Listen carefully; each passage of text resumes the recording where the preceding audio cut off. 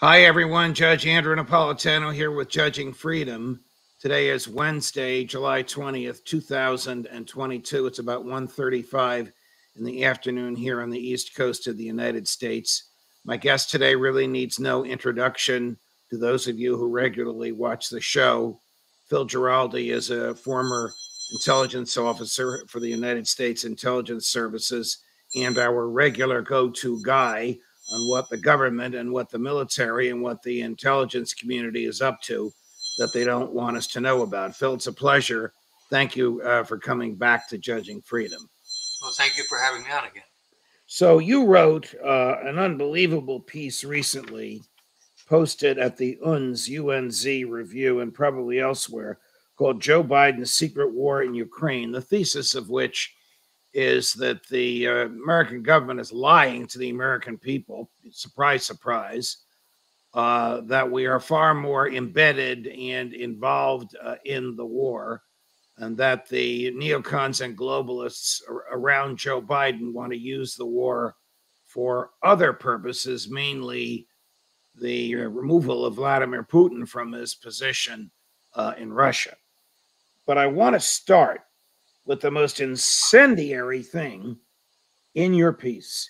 You quote the President of the United States. Now, I know you're quoting somebody else quoting him, but you quote the President of the United States as having said to American troops in Poland, quote, "You're going to see when you're there, and some of you have been there.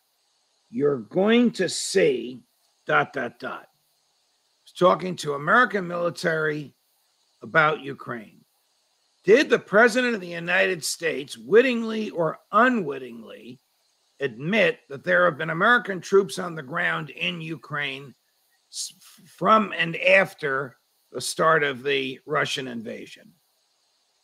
Yeah, it's it's an interesting comment, and of course, the most interesting aspect of it is how the White House then tried to cover up the comment by saying that the president had misspoken and that there are no American troops in Ukraine. But of course, the evidence is that there are American troops in Ukraine. They were there before the fighting started. They were in there as advisors, and they were pulled out to Poland, or probably most of them were pulled out to Poland when the fighting actually started. But then the embassy was reestablished, the military attaché office was reestablished, and we had $60 billion, a large part of which is military equipment that these dudes have to be trained on. So you know that American troops went back in as this equipment started flowing back in. And the question is, what is the cover? What kind of covers are they under? What kind of hidden arrangements are there? And of course, the real danger is that at a certain point, some of them are going to get killed, or even worse, captured, and then they start to talk. Wow! So this is a dangerous, dangerous thing, and Biden is lying about it. When you say cover, I mean, do these troops wear uniforms? Do they carry weapons? Do they dress as civilians? Are they clean shaven? Are they obviously American troops? And if they are, how dangerous is it if Russians see them? Yeah. Well, I think the consensus among people like myself, some of whom I quote in the article, is that there are soldiers on the ground, U.S. soldiers, and these people are basically not in uniform by and large. There might be some in the embassy who are, but these people are not in uniform. If they were in uniform, they would have certain protections afforded to prisoners of war and that sort of thing. And the idea is they are probably working under various covers. They might be working under covers of international aid organizations or Red Cross. It could be almost anything. And my suspicion would be that that is how they're operating. And as far as they're being identifiable as Americans, you've traveled as I have in Europe and Eastern Europe, and you know well that people can spot an American from about 2 miles off. Right. Let me turn to the flip side of what you said. if they were wearing uniforms, they'd be protected by the Geneva Convention. They're not wearing uniforms, therefore, they are not protected. Therefore, if they are captured by Putin's forces, what protection do they have under the law? Probably none, without a uniform and an identifiable insignia on that uniform. Absolutely, that's the whole story there. They could be seized as spies, and they could be summarily executed. And this is a dangerous game they're playing. And my real concern, as I try to express it in that article, is that the meatballs in the White House don't seem to have any grasp of just how dangerous this is or where it might be going. And I note today that what is the U.S. Senate worrying about? Legalizing or making same-sex marriages legal all across the United States by law. All right, this is what they're worrying about. We're looking at a potential nuclear war, a nuclear exchange with a country that has more missiles and more bombs than we do, and they're worrying about same-sex marriage. There's something seriously wrong here. Let me ask you about the status of the war and what the White House understands. It seems to me that it is virtually over, that the Russians have conquered the territory that they want. Our friend and colleague, Colonel Doug Macgregor, says the elite fighting forces, the Russian elite fighting forces, aren't even in Ukraine anymore. It's almost like the second string is there now. Where does the Biden administration expect this to go? Do they not know how weak the Ukrainians are and how dominant the Russians are? Well, this is, of course, the big question. Why is it that the White House has not figured out that this is a losing gambit that they're backing? And why aren't they pushing for negotiations, which even Putin and Zelensky at times have kind of suggested might be the ultimate solution to all this? Instead of that, where we have Biden on his recent trip and his trip to NATO saying that we are backing Ukraine all the way and we're in it until we win it. Now, what kind of a brain comes up with that as an issue of national policy? It's kind of scary. And in fact, it goes beyond scary. They might be just playing a game, but I don't think they're smart enough for that. Let me tell you how scary our colleague Colonel Macgregor thinks it is.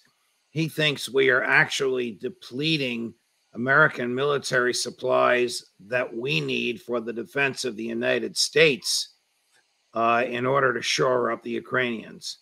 So we're not only making available to them unused excess NATO military supplies, but now, 5 months into the war, they're actually receiving new equipment, which was originally destined for our use. God forbid that we ever need it.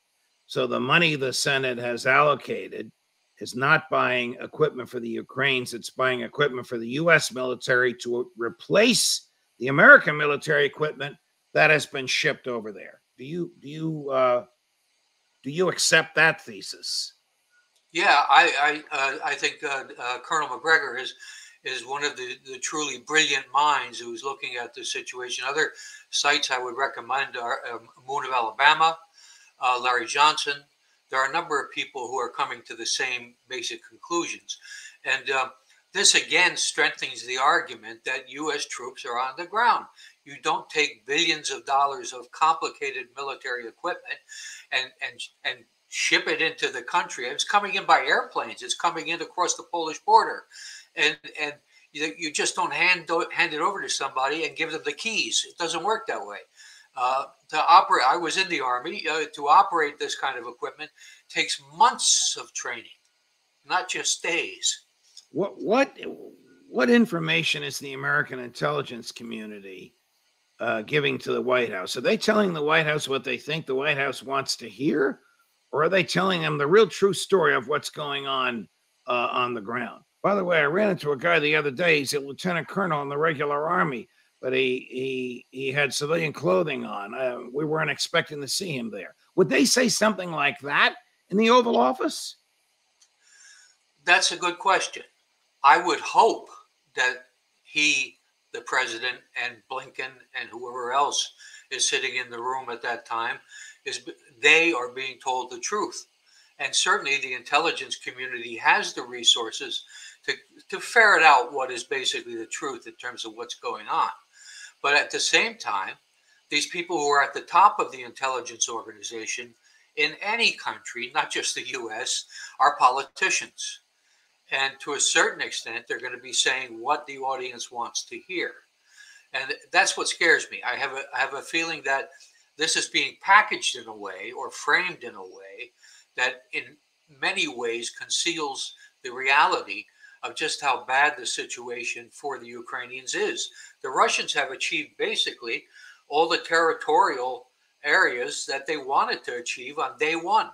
They basically have a land bridge now over the Crimea, and they are in control of the areas where a predominant number of Russians live. So that seems to be about it.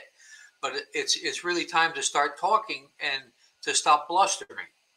Your article begins by recounting that the United States, and I'm quoting you, will establish a permanent headquarters in Poland for the Fifth Army and maintain additional rotational brigades of thousands of troops in Romania and bolster other deployments in the Baltic states.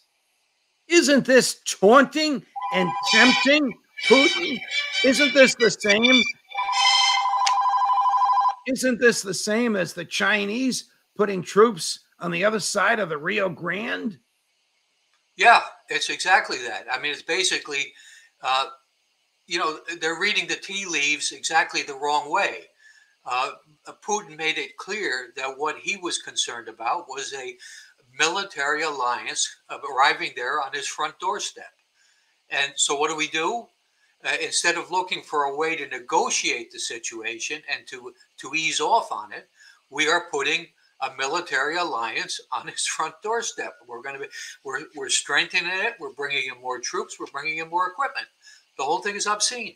Now, if you and I ran into Tony Blinken, the Secretary of State, in a bar and fed him 3 or 4 gin martinis of whatever his favorite gin is, and he started spouting the truth, what would he tell us is his, not Joe Biden's, his real goal in Ukraine? That's a tricky question. Blinken hasn't really left enough footprints in terms of what he really believes. I automatically assume that he's a neocon and that essentially he probably equates being tough with Russia over Ukraine as establishing American or reestablishing American supremacy basically worldwide. I think that's how neocons argue this kind of issue. They think that this is if we back down from Russia now, I mean, the game is over. And they might be right about that. But the fact is, I would wish to see the game over. And they instead believe that American power, for numerous reasons, including being able to protect Israel by being powerful throughout that region, they believe that this sort of thing is an essential for America in the 21st century. In fact, they wrote a number of papers at the end of the 20th century, basically laying out this premise. Does Blinken, do Blinken and his colleagues, whether they're the Western European globalists or his colleagues that work for him in the White House and in the State Department, still hope to remove Putin from power? Because that seems almost impossible at this point. Yeah, I think that's kind of a subset. Essentially, they see the game plan for what happened in Ukraine, where essentially they removed a prime minister that was leaning pro-Russian and replaced him with several leaders in succession that are pro-Western. So they figured, hey, it worked once, it could work again. Let's make let's make Putin's life and the lives of the Russian people so miserable that they throw this guy out. I think that is at the back of their heads.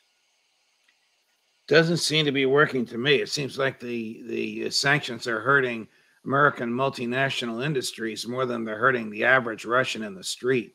And if they do hurt the average Russian in the street, those people do not have, even in large numbers, the ability to affect President Putin's tenure in office, do they? No, they don't. I mean, he's guaranteed a term of office that goes on indefinitely. Um, you can quibble about their politics, but the fact is, uh, we we Americans have a big problem in terms of introspection. To be able to look at what we're doing that's causing all these problems, and we would not have an energy crisis. We would not have the inflation that's running away. We would not have a lot of American industries in trouble if we hadn't let this go the way it's gone. What would be going through Joe Biden's mind that he would cause the American people to be subjected to the financial crises called inflation that we're all going through in return for a fruitless, useless, winless war? Well, you summed it up. I can't imagine what could be possibly going through his mind, or even Blinken's, or any of them, in terms of how do you justify this. I wrote an article, I think about 3 weeks ago, where I said nobody is asking the important questions here. I mean, important questions are, why are we doing this? What benefit does this give to the American people, which is why we elect the president in the first place? I have an article coming up next week where I'm saying, essentially, nobody voted for Joe Biden in expectation that he would crank up a nuclear war, but yet Right. that's what he's doing. Where do you see this going, Phil? February, March, April, May, June, July, six months in. The Russians have the territory that they want. The president of Ukraine has just fired his chief prosecutor and his head of intelligence. I don't know what that's about, but it can't be a good sign. And the first team, the Russian first team, is back in Moscow, relaxing or preparing for some sort of something, but they're not doing the everyday fighting anymore. Where and how and when does this end?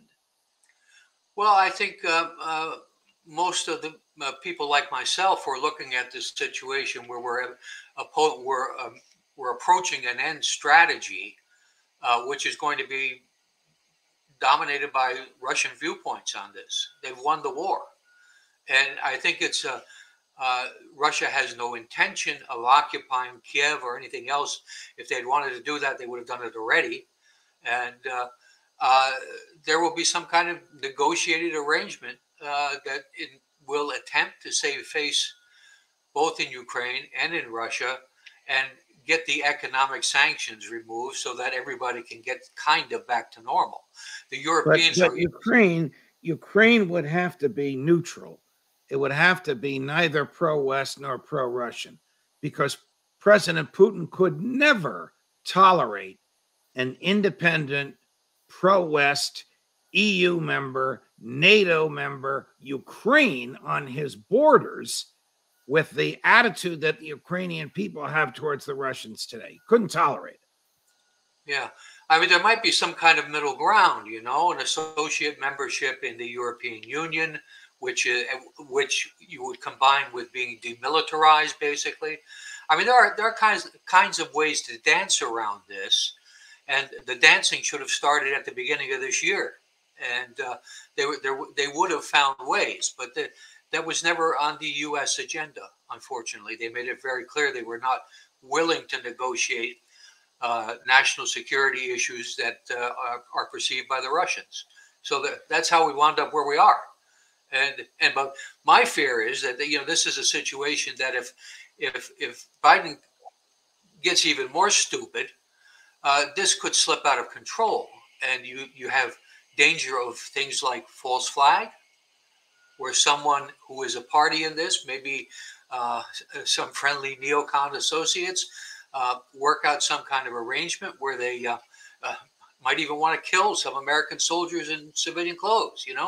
There are a lot of ways maybe to make this war, such as it is, escalate, and that's what I'm afraid of. Wow. Before we go, I just want to remind everybody watching us that you and I, along with our colleagues Scott Ritter and Gerald Salenti, will be at Gerald's garden party, so to speak, that holds 400, 500, 600 people in Kingston, New York, this Saturday, July 23rd at 2 o'clock in the afternoon to talk about peace and freedom and why war is the health of the state, even though it's the enemy of individual freedom. And I can't wait to be with you, Phil, and very much look forward to it. Thank you for joining us today. I'll see you Saturday. Okay, thank you very much. Judge Napolitano for Judging Freedom.